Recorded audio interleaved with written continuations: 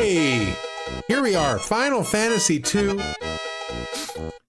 Now I'm playing the pixel remaster of these games, okay, and I've never played the originals, so I am extremely far removed from these games. So take my review with a grain of salt, okay? I'm not going to be the best person to review this game. My nostalgia goggles are non-existent. Me playing the original game is non-existent, okay? So let's go. Don't downplay your perspective, Kenny. No grains of salt here. All right. What I say here is the final verdict, you guys. Okay. I don't have those nostalgia goggles like you all have thinking this game's fantastic. Okay. I'm about to tell you what this score really is. Okay. There you go. You like that? This review, let me explain a little bit about the review process first, and then I'm going to explain the numbers, why the numbers, because it looks like the game's already graded. It's not, okay? The game's not already graded. This is all part of my master plan, okay? Story and characters, music and audio, graphics and visuals, level design, and gameplay. Each one of them can get a max of a 5. There's also a multiplier, 2x, 3x, all the way down to 6x. And those have to do with how important that aspect of the game is to me. So story and characters, unfortunately, when I play a game, I'm just mostly interested in, you know, the gameplay, what the game is. The story is neat, but, you know, it's not necessary. So that's why I have, it's only a 2 times multiplier as opposed to gameplay, which to me is the most important, which is a 6x. Okay, so the numbers that are already there, that's the score that I gave number 1. I'm going to go through each one of these and I'm going to compare it to number 1. So the original one, story and characters, I gave a 2. It was an awful story. Basically, the reason it got a 2 was because I felt that being able to pick 4 of 6 characters and being able to kind of manipulate them had a lot of replay value to it. So the characters I felt were really good in that case. So in this one here, I do think that the story was better. It was larger than just each small town. In the first one, you go to a town, you solve its mystery, you move on, right? That was it. This one here, there's a lot of backtracking. This part of the world interacts with this part of the world, and you see how it all kind of goes together. The story's definitely better. The characters, though, you can only pick the 4 characters. One of the characters you never even meet until the very end, and then you have like a barrage of these small side characters. So there's a lot of characters. There's more development in them, but it's a little bit convoluted. It's a little bit better, but not as much as I would have liked it. So I'm going to give this a 2.5. So it's going to go up a little bit. Oh, yeah, it's going up. Final Fantasy 2 started whole Final Fantasy game having dragoons and wyverns and Ultima Spell and Chocobo. Oh, right, that's right. They introduced the Chocobos. So some of the characters they introduce they persevere through all of the franchise. What about music and audio? The first one I gave a 5 to. It was phenomenal music. Music that even I recognized not being in the Final Fantasy, world. This is all new to me. So even to someone like me, I hear melodies and I say, oh yeah, I recognize that tune. So the music is definitely larger than the game itself, which is why I think it deserved a 5. Number 2 had a lot of similar themes. It also had a lot of its own. The battle music in this game is on point. They didn't change it once and they didn't need to. I love the battle music in this game. It was so good. That's one thing I think in the Final Fantasy games, at least so far in the 2 that I've played, they really put the right foot forward in music and audio design. So I'm going to keep it a 5. I think they're still on point with music. They're not dropping the ball on music. Graphics and visuals, I gave a 3.5 on number 1. Number 2, I think I'm going to keep it a 3.5. I'm not going to make a change on that. The game looks fine. I mean, I don't think at least the early ones, I don't think were ever known for groundbreaking graphics. They were just, casual top-down wander around games.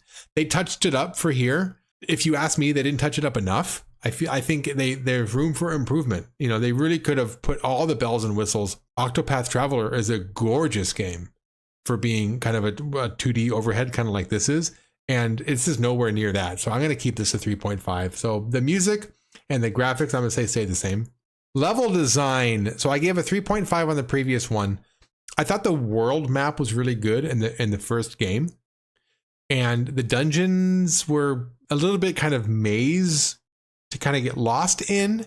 But really, what made it difficult getting through the level wasn't necessarily the meandering paths. It was the fact that you have an encounter every 15 steps. So that part is kind of obnoxious. That's why it only got a 3.5. Number two, they made it worse. They made it worse because they have those dead end doors. So like if that's how you make your level difficult, just by adding doors that go nowhere, like that's very poor level design. I was not happy with that. It was very frustrating going through. It got to the point where I wasn't even going through doors anymore. It did not encourage exploration. It was frustrating. Dead ends should be rewarding in some way, a treasure chest or money or something, right? You shouldn't just have a dead end just for the sake of having a dead end. That's ridiculous. So this is gonna drop 3.5 down to I'm gonna drop it to a 2.5. I'm gonna drop it down pretty significant there. And last bit, the gameplay. The first one I gave a 4. The magic system in the first one was lackluster. They had spell slots like D&D as opposed to magic points. I like number 2 and how they do the magic. I don't like the leveling up. The leveling up I don't like at all. When I first started it, I thought it was okay. I kind of saw what they were going for, and I kind of gave them the benefit of the doubt. But by the time you get towards end game, its flaws are so glaring, because if you spend time leveling up a sword when you should have leveled up axes, you don't know that till the end. And by the time you get to the end, your axes are level 1 and your sword's level 5 or 6 or 7. So, and it takes forever to level up. So by the time you realize you made a mistake, it's way too much grinding to level anything else up. So that's kind of a mess. Don't forget about the keywords. Yeah, I did not like the keywords. If you talk to a character and they have something to tell you, they should just tell you. You shouldn't have to ask them. And then if you have an important piece of information and you talk to a separate character, you shouldn't have to initiate telling them that information. They should either ask for it directly, or you should just tell them automatically. It does clue you in on which one to use because it's red, but what I would end up doing is just cycling through every single keyword and saying it to everybody. And that's just a waste of time. It doesn't feel like you're progressing the story in a meaningful way. It just seems like you're brute forcing it, which is not how I want to play a game. If once you use a keyword for what you're supposed to use it for, it should disappear. You're right. That would make it better. Like that whole everything was just so messy. So the gameplay here is going to be dropped. A 4 down to a 3 or down to a 2.5. I was leaning towards 3, to be honest with you. But getting towards the end of this game, it only got worse.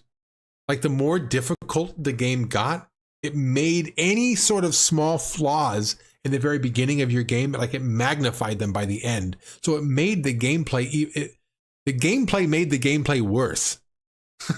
Like the way you level up, if you level up incorrectly, then it only makes the game worse in the end. So I'm gonna go down to 2.75, like that. So this is a D game we're talking here. Clearly a drop. Flyrise excited for 4, 5, and 6. Okay, I'll tell you right now, I'm excited for 4. I heard 4 is where story really started to become more pronounced in Final Fantasy games. So I'm looking forward to seeing the story in 4. I'm looking forward to 6. I've heard lots of great things about 6. That's what these ones here. So 4 and 6, I'm looking forward to the most. But if you're into the journey and if you want to come along with me, then yeah, like, subscribe, do all that kind of stuff, and let's do this, guys. Let's do it together. I need your help. Sometimes I'm kind of going through kind of quick on these games, and it might make it to where I miss some things, or maybe you guys can point out what I should be paying attention to when I'm coming across the story, so you maybe can help me enjoy it more. So don't think of it like you're telling me spoilers. Think of it like you're telling me, oh, Kenny, you should pay attention to this, because this is going to be kind of like a big deal later. So I don't mind that whatsoever. I don't mind you guys telling me, what to focus on for having the best experience in this game. Too bad about Kenny, huh? Life in the big city.